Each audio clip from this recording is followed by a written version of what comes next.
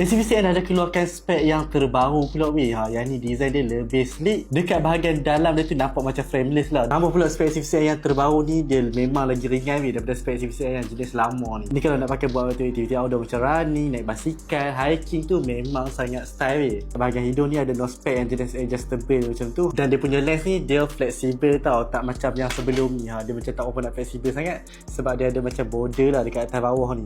Spek CVCN yang terbaru ni serius aku cakap memang cantik weh. Dia design dia nampak lebih sleek tau. Dia kecil sikit. Lepas tu ada lubang lagi tau dekat tepi ni. Serius memang nampak cantik weh. Yang ni design B01.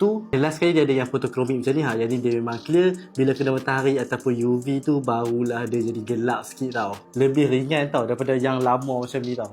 Ini dah rasa macam berat sikit. Jadi memang rasa lebih ringan lah bila pakai. Design ni pun nampak lebih kecil. Memang lebih sleek lah. Dia punya lens ni memang tahan lasak. Kalau pakai time matahari terik tu memang best lah. Dia memang nampak HD vision je. Spek ni lelaki perempuan sesuai pakai. Kalau nak buat pergi event run, nak pergi marathon, nak naik basikal tu memang sesuai lah pakai spek CVCN yang terbaru ni. So kalau kau minat juga dengan spek CVCN yang terbaru macam ni juga, kau boleh tekan kat video.